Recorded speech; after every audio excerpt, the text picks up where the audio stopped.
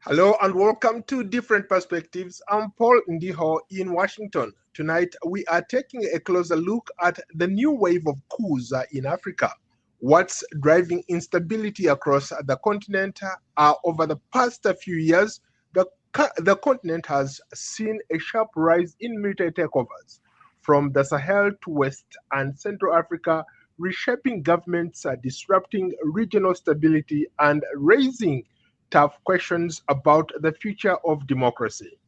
What once seemed like isolated power struggles has now become a broader pattern fueled by governance failures and economic pressures, insecurity, and major geopolitical shifts as well. To help us unpack this moment, we are joined live by Melvin Foote, founder of the Constituency for Africa and one of the most seasoned voices in the US on African policy, and former colleague of mine, veteran journalist Abdul Shakur Aboud, who is following these developments very closely. Both gentlemen have decades of experience working with governments, civil society, and policymakers in Washington. They will offer invaluable insight into what's causing these coups on the continent. Melvin and Shakur, welcome to Different Perspectives. Thank you very much. It's a pleasure to have both of you once again. You guys have been very, very instrumental in helping me launch this platform. So thank you so much for being here. Thank you. So right off the bat, I guess let's start with you, maybe Mel, to set the stage for us. You've worked very, very closely as a policy advisor for the US government, but you've also worked very closely with some of these governments in Africa that have been overthrown. Bring us up to speed. Where do you see this going? Well, it's hard to say, honestly. We've seen a lot of changes over this last few years. And it's hard for us to know whether it's internal or external. Part of the thing that's driving this are the young people, the Z generation. In Africa, they say 20, 30 years from now, maybe 1 out of every 3 people in the world are going to be an African. And African is the fastest growing region in the world, and a lot of these people are 18, 19, 20 years old, and they're computer literate. They use technology, and they communicate across borders. So some of it is the driving by this young generation that are looking for jobs, education, and opportunity in Africa. They don't see it, so they jump on boats going to Europe. They do all kinds of things to disrupt the government. So some of it legitimately is the population itself is rising up. But the other part of it is Africa still is the bastion of natural resources: gold, diamonds, coltan, lithium, and all the rest. And the Chinese want it, the Russians want it, the Americans want it, everybody else want it.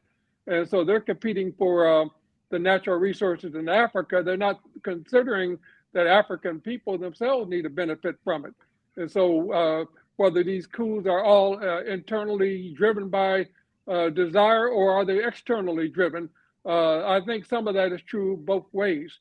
So I think it's internal and external, but what it means is it's hard to figure for Africa. I still think Africa got to unify, something that Kwame Nkrumah started.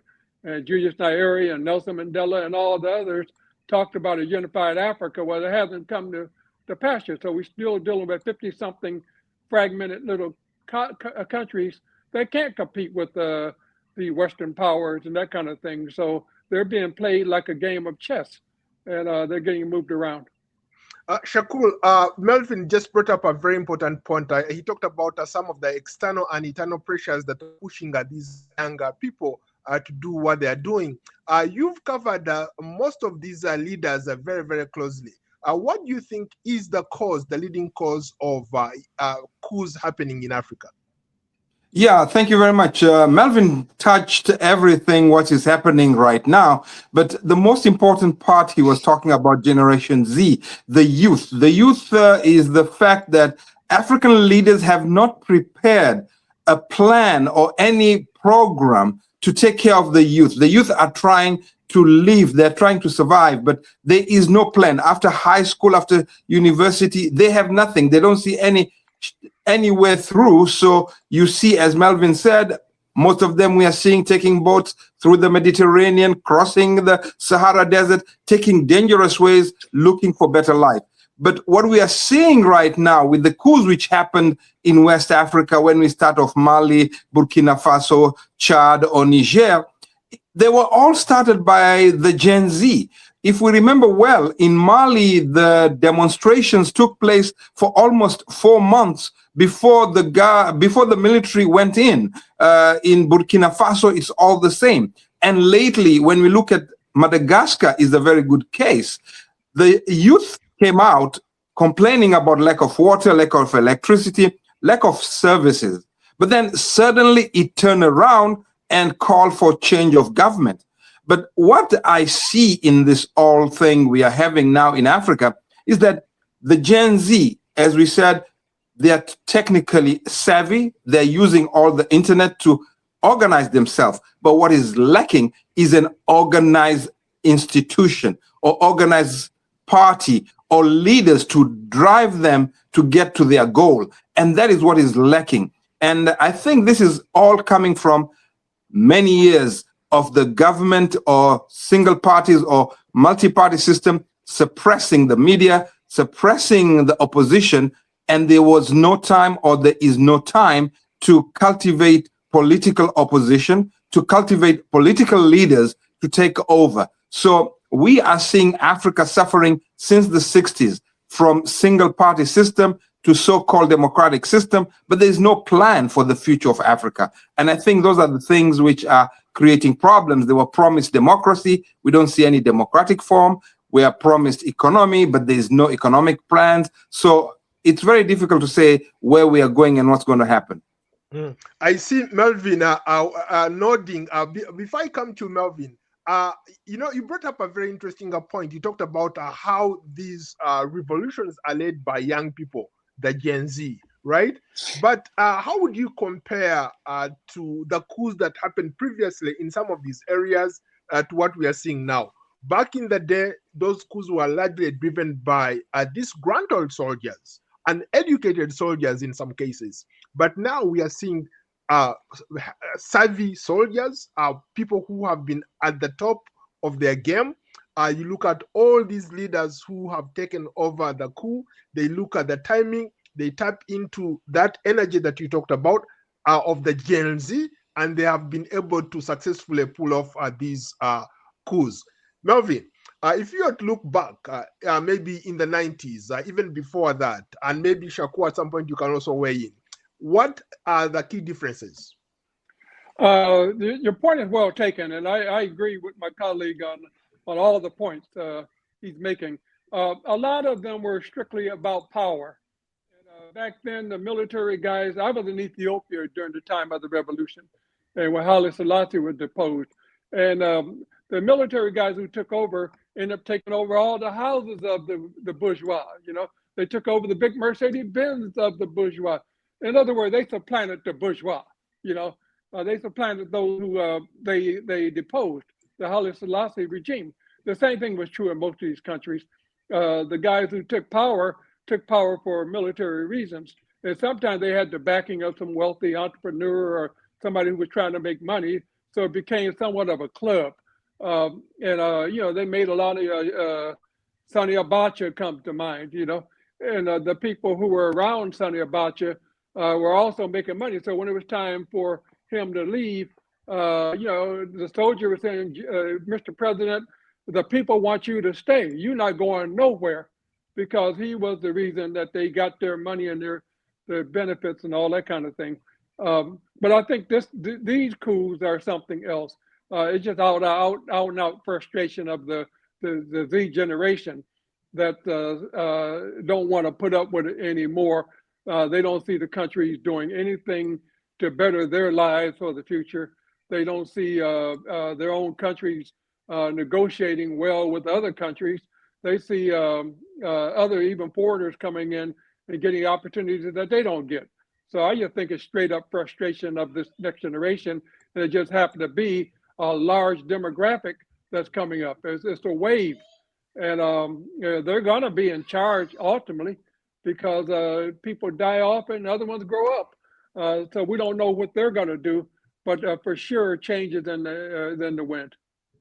Yeah, I can add up here that between what we saw in the 60s, 70s, and today, as Melvin explained, is that the coup leaders of that time were mostly working with the colonial powers. So if we take the question of Zaire, like Mobutu and Lumumba, you see, they were working for the CIA and the French and all that. So there was that colonial power which was still present in Africa. They were using the military to bring down whoever is not in their favor. We had the East-West pulling up. East-West, the Cold War period. But today, as we see, is the frustration of the youth. And once again, no development in democracy. And it's the same system. There was still the colonial powers who are now interested in the minerals of Africa, strategic points of areas, coming from the Comoros. I've seen so many coups. Bob Denard, the mercenary, took over and overthrew the government, but he overthrew the government because of the French. So there was a strategic importance of the Indian Ocean. When you come to West Africa, it was a question of oil, the CIA wanting oil for the American companies. But today, we see in West Africa, the youth asking the French to move and go out. It was a very big development, but unfortunately, Africa did not take advantage of it. We saw France, the biggest country or colonialist, being removed from Burkina Faso, Mali. The way they were removed, everybody was surprised and the youth were excited. But now they're gone. We're seeing them coming back through the back door. The French came back door to the Madagascar. They took the president of Madagascar and took him to a reunion. So it's something that the Africans have no plan. The youth have done what they are supposed to do, but they lack the leaders to fight the colonial powers. That's number one. And number two is to fight the people who are coming and ripping off African resources. Those two powers now are competing, and Africans have no leader to fight them back, and they cannot unite anymore. And now we see that Africa is more divided than ever. I was pointing out, during the 60s, 70s, 80s, Africa was so united for Palestine. But today, Palestine has been bombarded. We see Africa absent. And that's what is so sad happening in Africa right now, because they're so divided. They've been divided by the colonial powers, and now we're trying to figure out what's going to happen. You know, both of you brought up something that I wanted to go back to. You talked about how these youth-led protests have, in a way, they have garnered support of the entire community. You look at those coups that have happened in West Africa and elsewhere. The young people do their part, but somehow they are overtaken by these quote-unquote soldiers who are not even part of the revolutions when they start, but they take advantage of the leaderless protests, the leaderless revolutions, and they end up losing what could have maybe turned into better for them. Now, to the points that you made, I wanted to maybe bring up something. Do you see this as an erosion of democracy?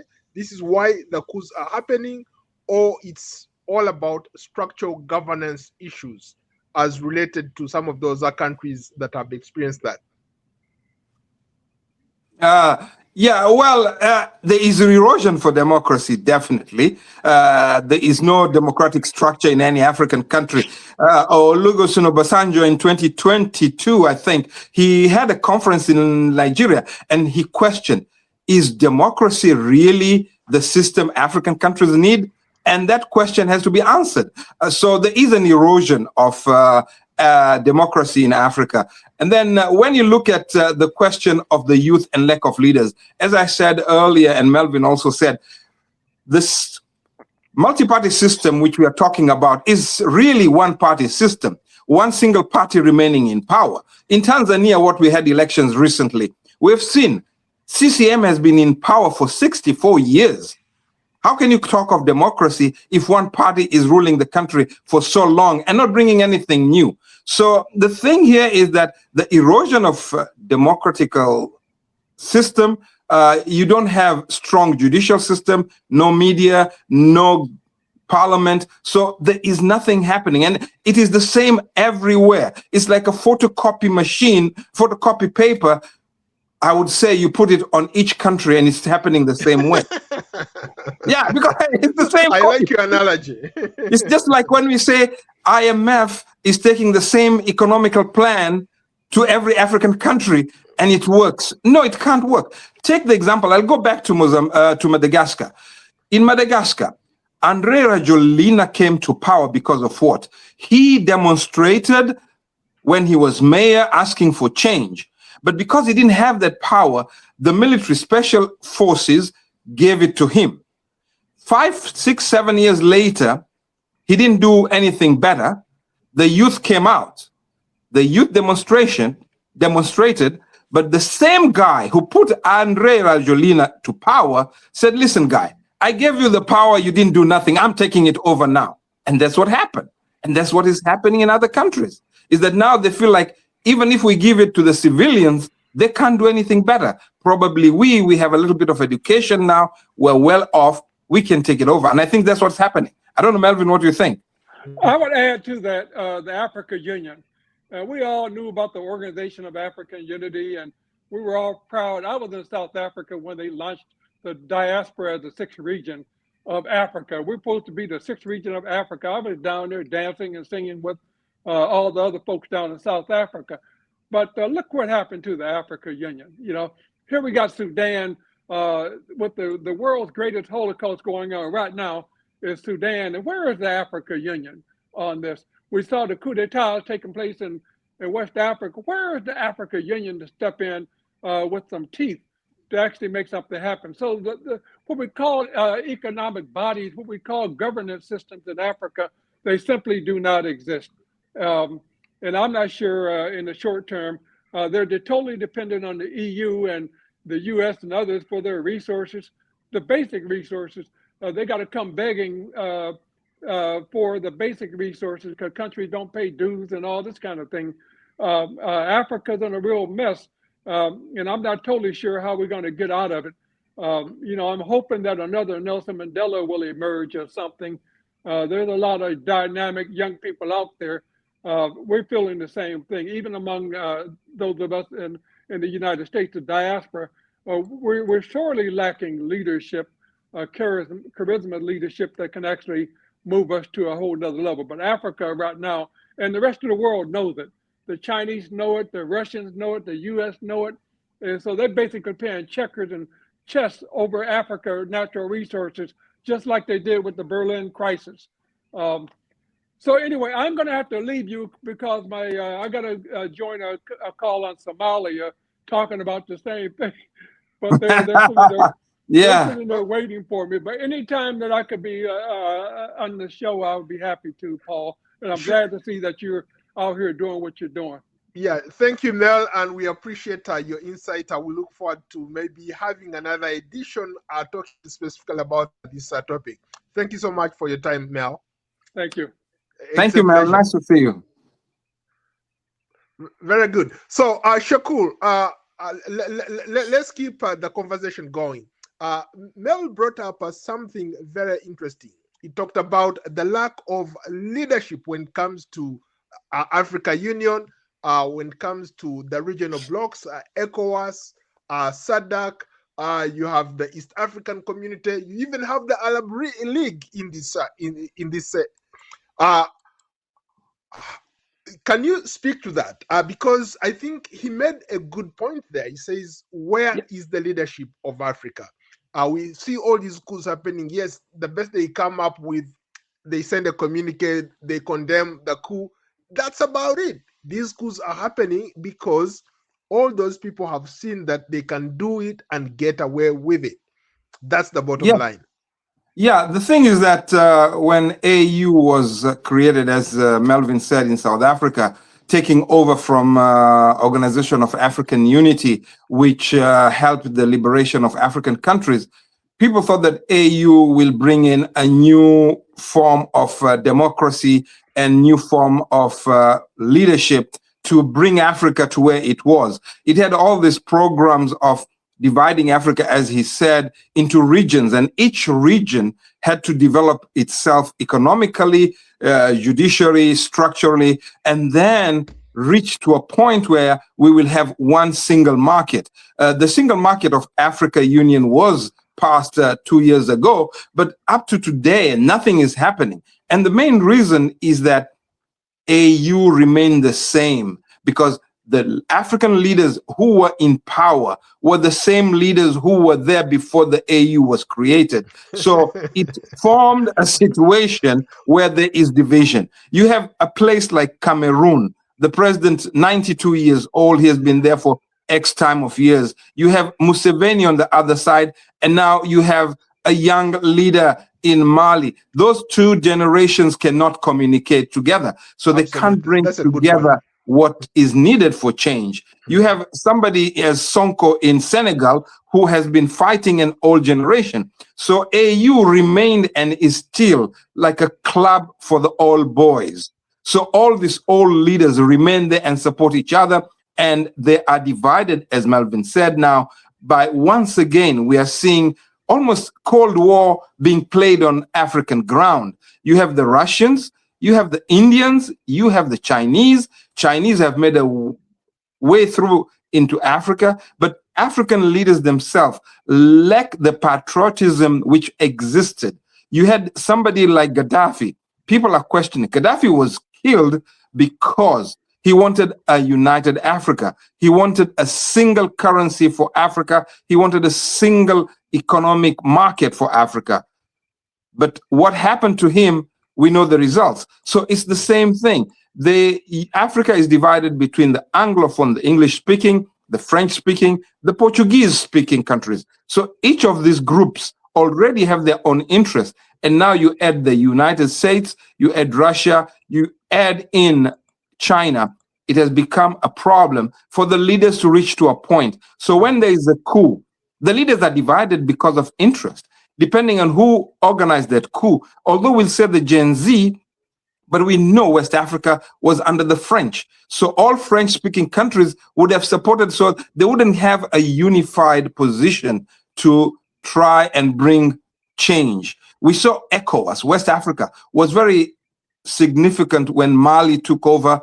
They had to go and negotiate 1 year, 2 years, and then 3 years to bring into civilian rule. Up to now, nothing has happened. They took action, sanctions and everything, but it's not happening.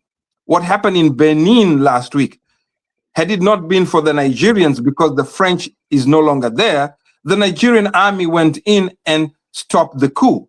So we are still back to the same old system that Africa needs the leaders who are ready to bring change. Their calls, the people like Botswana, the new leader of Botswana, he is trying to bring a lot of change, but Botswana is not one of the countries which you would say has problems. That's one of the countries of example in Africa. You have Rwanda. Yeah, well, and then you have Rwanda. Kagame has been there for a long time, but Kagame has developed economically his country, although his political ambitions and political decisions, we know is that he has muzzled the opposition. So you question yourself, now, where is that democracy? He's killed a lot of people. Anyone who's opposing him, he will go for him, even in South Africa, even in Dubai, and bring them to justice. So he is known for that. So you'll question yourself. But you will ask, is that much better? Will that leaders like that, who have a vision, who have a determination to bring change to their people, is what is needed in Africa? Yeah, Shaku, there are people who have argued that, for example, that in places like Mali, Burkina Faso, Niger, and all these other places where coups have taken place, these coup perpetuators, guess what they say? they say that the leaders who are in power, the incumbent leaders in power, have failed to bring about peace and stability. They cite jihadist violence as an example of why they need change of government. From where you stand, and as a person who covered this for a very long time, is this legitimate critique on behalf of the incumbent governments, or this is one way of trying to, take over government, and they use the pretext of insurgency as a way to capture power? No, I think it's a legitimate critic, but once again, when you look at it, they came to power because of the Gen Z or Generation Z. When we talk of Burkina Faso, yes, you talk of Mali. In the north of Mali, you had the Tuareg fighting all this time. You had the jihadists who were fighting in Burkina Faso, but they came from the influence of the Nigerian Boko Haram. So you have that as an excuse, or has that as a reason. But at the same time, they took over from the youth who did not have any leadership or any organization to lead them. So in a way, because of the vacuum, they have a point. The opposition, as I said earlier, during all this time, has not been organized together to have a one voice and become strong. In each of African countries, you will hear that there are 10, 15, 20 political parties. How can they share government? 20 political leaders. They can't join together. The thing is that you have 20 political parties because each one wants to, the one who wins, they will go to the one who wins and tell them, listen, I'll give you my 10% support, I'll give you my 2%, you give me a ministry, you give me this director, and so forth. So the military who are in power in Mali, they've seen this, the military coups taking place in Burkina Faso. They've seen that things have been going badly. There's corruption, there is democracy deteriorating. For them, the power is security. So they are using security as an issue. But we are seeing in Burkina Faso, the leader is doing something. He's brought some economical change. He's doing some patriotic issues like asking people no longer to import food, use Burkina's food to generate new system of economical market. So there is some hope on that side, but then they cannot stay into power. All that, as we said, they have to share power with the civilian. So the reason of jihadists in the north of these countries, the Sahel countries, can be in certain way legitimate the way they're talking to. How about we've seen in some cases significant celebrations, public celebrations after some of these coups. What does this say about the citizens' faith in democratic institutions? And how should, let's say, African leaders interpret this? Is it a sentiment that sorts of like supports these coup leaders or coups to happen? Or is it something that maybe we are yet even to talk about, or historians are yet to write about? I think the celebration you see is that it comes from the frustration. The youth and the people are frustrated to see a government in power for 20, 30, 40 years doing the same thing. And you have people in power who are enriching themselves. You can see one person, let's say his salary is $2,000, but he has a mansion of $50,000. He has a Prado, he has a Mercedes-Benz, he has a BMW. You ask yourself, where is he getting the money? So all that, when you put it together, the people are tired of seeing that, while the people in the streets don't even have bread to eat, while the others who are in the government with $1,000 a month salary living in luxury. So the celebration is to say, thanks God, this is gone. This oppression is gone. We hope for a better future. But that better future, they know they don't have it. They are hoping that the new military leaders will bring them new hope. But they're forgetting that the military leaders are in the military camp. They are not economists. They are not politicians. They are not, I would say, developers. So there is a challenge over there.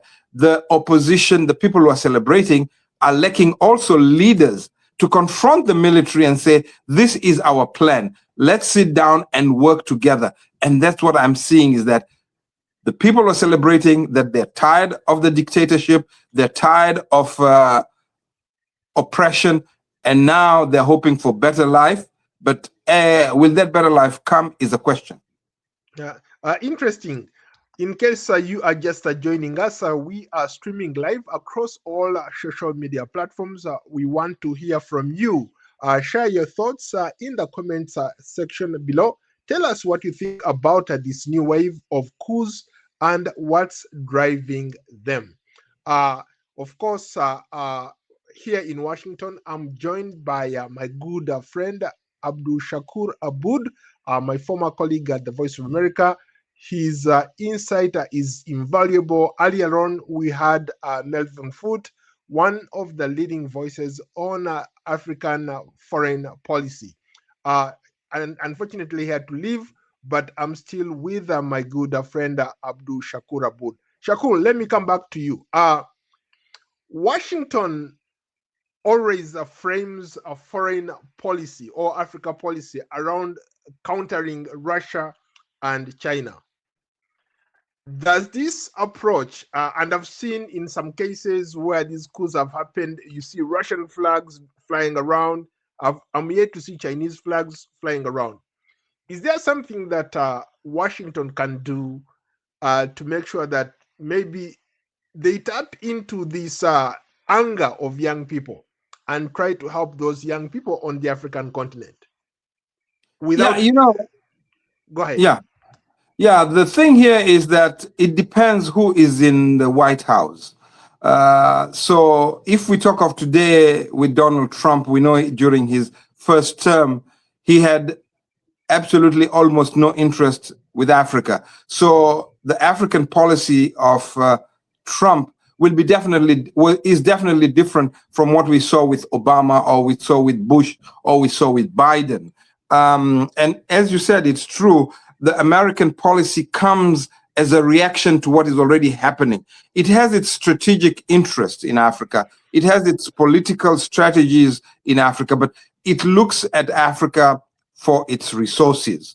And when it comes to this stage we are in here, where China is completely taken over African countries, or Russia is trying to go in, or India as well. When we talk of India and these countries, we're talking of BRICS.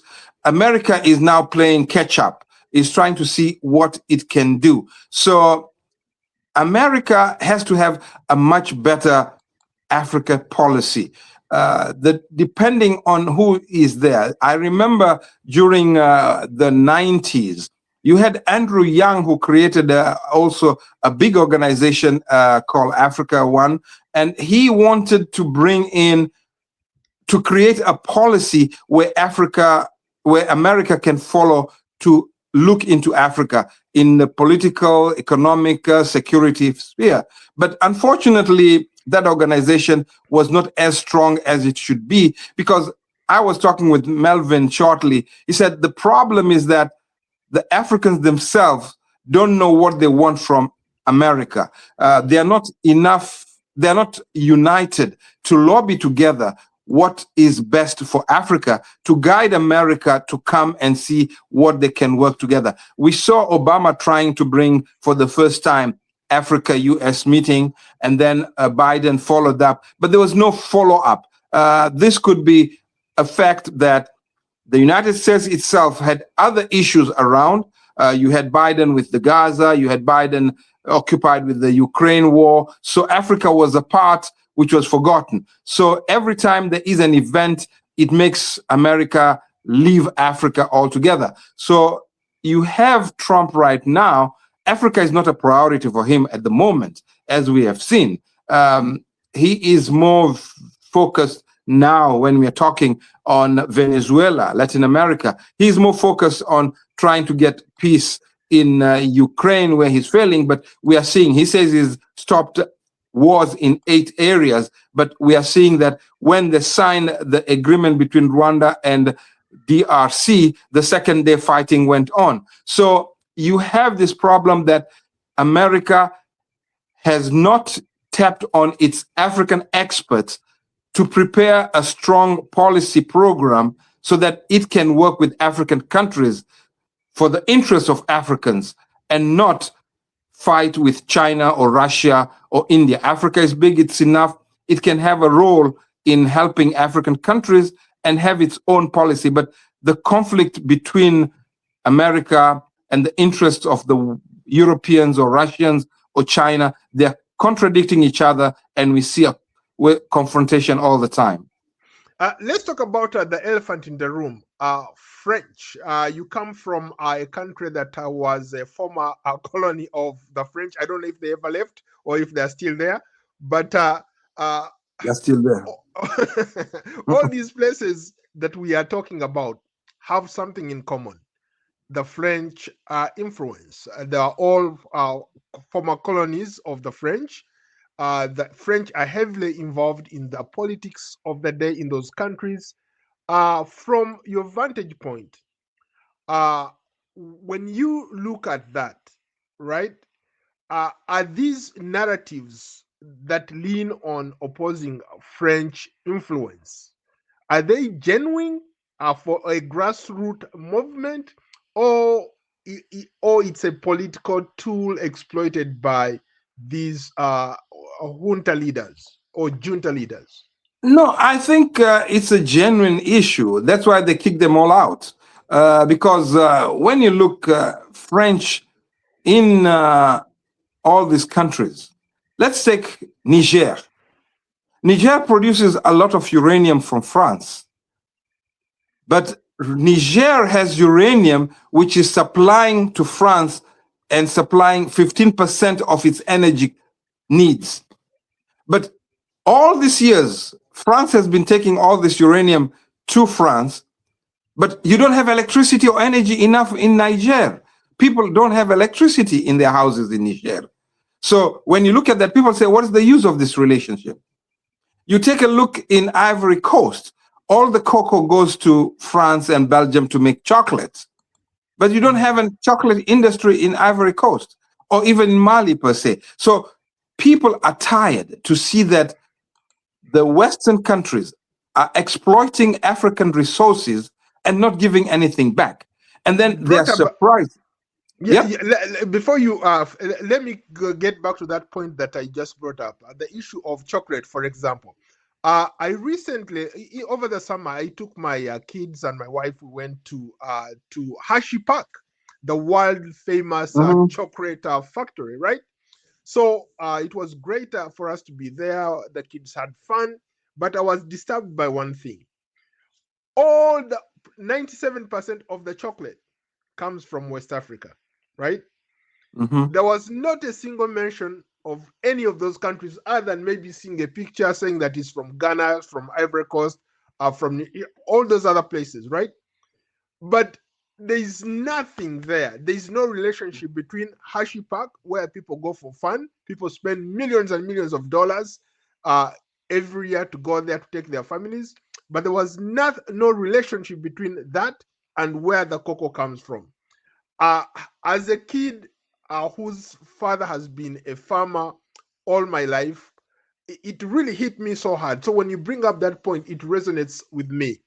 These French companies, these Belgian companies, American companies go to Africa, extract whatever they can extract, bring it over here, add whatever value that they want to add, then ship it back there at the expense of the hard labor, the sweat of our poor fathers, mothers, our poor Africans.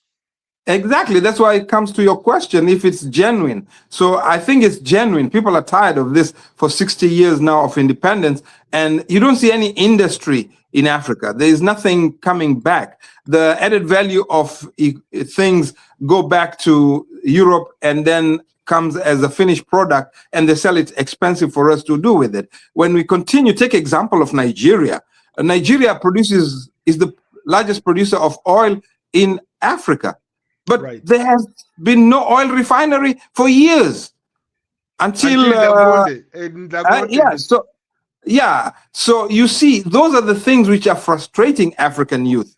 Those are the things which are frustrating these military guys. They understand that. They see what it is. But running a government, running a political organization is not an easy task. And that is what is lacking in Africa. What is lacking is how to run an organization which will be able to take over power and have plans for the development of African countries. So you are having that problem right now in all African countries, except when you look at Rwanda. I go back to Rwanda. He's very smart. He's bringing even Formula One to Rwanda the first time in Africa. So those are things which you have to have vision for. You have the president of Burkina Faso who now has taken the Burkina tomatoes and adding value to it, and they're selling it for themselves. That's what's needed. And that's what is happening now in some of those countries which have changed to military rule. But the old guards, the old countries which have old leaders have not taken that seriously. You had Magufuli was one of the other leaders of Tanzania who said, well, listen, you're taking all of our minerals and we are getting nothing out of it. You have to build and refine whatever you're taking here in Tanzania and then go with it outside. So that mentality was what was there when Nyerere wanted to do for Africa, or Nkrumah, or per se, Gaddafi from Libya. They wanted that Africa have its own production sites, and that is what is lacking. They will say that we don't have the technical know-how, we don't have the means, but Africa now has all these young people who are well educated. We are living in the diaspora. We can go back. The World Bank has a program asking African countries to consider programs where they will take African diaspora back there to work and give back to the countries. You'll see African countries sign a contract with France or China or whatever, and then the people who are coming, the engineers and everyone, they come from France or they come from China. Why not take Africans themselves? And Africans are available. So that needs to be planned. That needs to be worked out. And that's what is missing. And I think the youth understand that. They said, if we had that, we would not run back. We would not run to Europe. We would not come to the United States. We would not take this dangerous journey and look for better life. I think that's what is happening, and it's genuine. The situation where colonial powers were just siphoning off African resources and not returning anything back. Great point. I think you are very correct in saying that the intellectual balance of power has been shifting in our favor.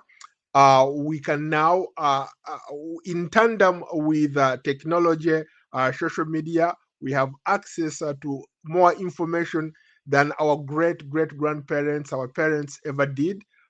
Today, a kid in a remote village in Africa can attend classes at Harvard via or courtesy of technology or via the internet.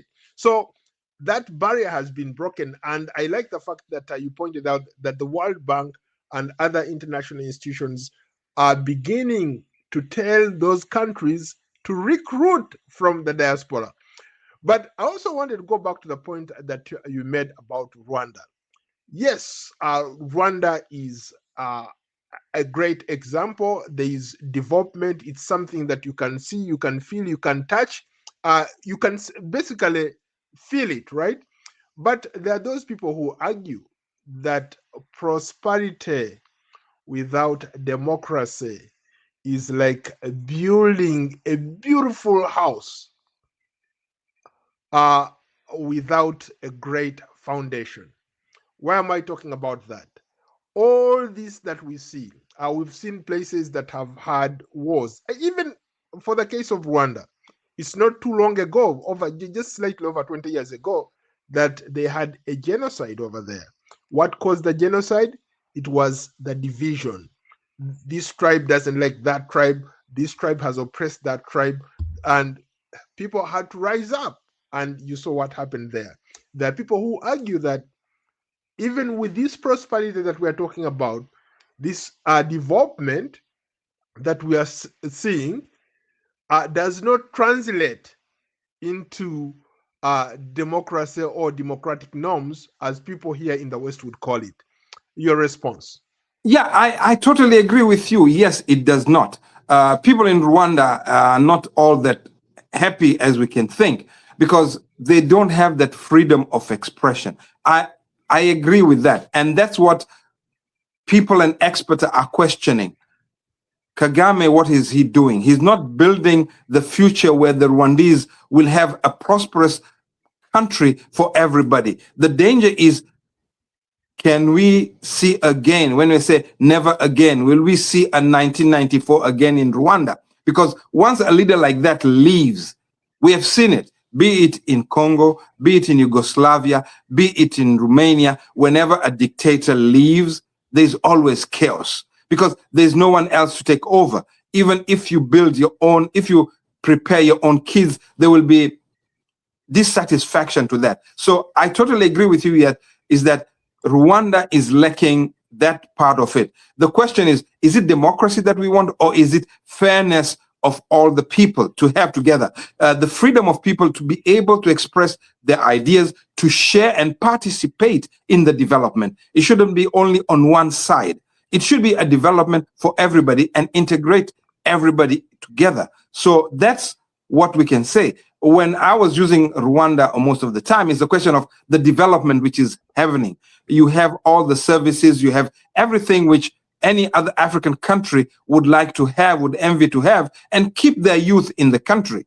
But then it is true, you need some sort of freedom, some sort of planning to give people the chance to participate in the development you're doing. You look at Botswana, you can say that it's a well-stated problem. You look at Mauritius, but there are definitely some problems. You look at Namibia, it's trying hard. So it is possible to have the development and use that development which Africa has. We have the minerals, we have the resources, we have the technical know-how right now, but integrate everybody together, but not just look it blindly. We have a development, but we oppress people. Yeah, there is going to be a problem in Rwanda if they don't take real precaution on how to move on. Because after Kagame, what next? Great point. Let's go back to the topic at hand. How much of this instability we are seeing is tied to economic distress, youth unemployment, inflation, lack of opportunity, and what kinds of interventions do you think could make a difference? What could make a difference really is, I think, for more regional cooperation, more Africans to understand what is really happening, what they need to do, what they need to work together, the goals which AU has put together. What you need to do is that these coups come out from frustration because of, as you said, lack of economic opportunities, jobs, and everything, to look into that deeply. How do we solve this? Africa is a huge market. How can these African countries work together? Because when you look at the coup leaders, they're having a problem. They were having a problem to work with ECOWAS. They have been removed from ECOWAS. They wanted to create their own organization. But between themselves also, they have not reached an agreement. So there is that problem which is underlining what is happening. Is it the outside influence? Is it the lack of know-how or mistrust between the different parts? How do they handle? ECOWAS suspended Mali, suspended Guinea, suspended Burkina Faso. Is that the way forward? What needs to be done? Should they work together to bring a change? Or if you give them a deadline, okay, have elections after 3 years. But what type of elections are you having? Who is running for those elections? How are those elections going to be held? The reason why the coup happened, because the opposition was absent. And the opposition cannot be made in 2, 3, 4 years. How can you ask for a regime to bring back civilian rule in 1 year when that same country had one single party for more than 20 years? The others have no time to build up themselves. So there is that challenge. Before you go to economic issues or any other issues, you have the structural challenge to build judiciary systems which are going to be fair to everybody, to build institutions which will stand for development and economic growth, but also build institutions which will build strong political parties which will fair sharely in the playfield, so that it will be a fair ground to play, because you'll have the ruling party, they have the most money, and then the opposition party have nothing to do. How are they going to run their campaign? How are they going to run their elections? There must be a system to bring the ground level together, to make it a fair playground for everybody before we can have and see any significant change. We are almost out of time. I'll give you the final word. Where do we have a way out of this situation, or we are going to see more coups happening as a result of what we are seeing already? An attempted coup last week in Benin. People are going to try to take power regardless of what's happening on the ground, because they also want to feel like they are part of a system that embraces them. Unfortunately, I would say that we are going to see the same system going on, because I don't see any changes or significant changes in any of those African countries which have not seen coup d'etats. I don't see any changes in political systems in most of the countries. The latest case, as we said, Tanzania, which was one of the safest, peaceful, democratic so-called country, and we saw what happened. Just the election erupted and the country is now in shambles. There is a big problem in Tanzania. You have Kenya already, we have had that experience, but after Ruto, you question yourself, what's going to happen? You have Museveni, you're coming from Uganda. What's going to happen after Museveni? And you have DRC and Burundi, now we're seeing them fighting. So when you look at it, it's a sad picture. And then you see the outside powers, the Chinese. Chinese don't involve themselves in political events or anything so you'll say they won't be concerned. But then you have the Russians. You have the French, who are not yet going to leave Africa. You have the Americans. They still want the oil and the riches of Africa. So you don't have a strong organization. The African Union is not strong enough to be able to challenge all what is facing Africa. So unfortunately, I would like to say, I would like to have hope that there is change soon, but I don't see, because when I look at countries, each single country, I don't see any political leader coming out. Even if when I look at the Comoros, even if they say Azali has been there for 20 years, but who next to take over in that country? It's very difficult to believe there will be any change soon, probably in the next 5-10 years. But unfortunately, I have to say that the situation is grim. Well, we'll leave it there. Thank you so much, Shakur. Thank you very much. And let's say, keep hope alive, as our brother used to say. Shaka Sali, remember him. Yeah, yes, let's keep hope alive. Like you correctly said, Shaka used to say that all the time. Shakur, it was an absolute pleasure to speak with you today.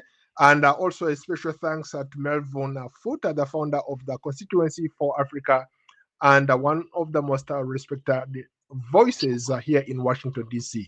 And of course, don't forget to follow and like Paul Ndiho on X, Substack, Instagram, Facebook, Threads, LinkedIn, YouTube, and Spotify. I will see you on another edition of Different Perspectives, maybe next week. For now, so long from Washington. Thank you so much.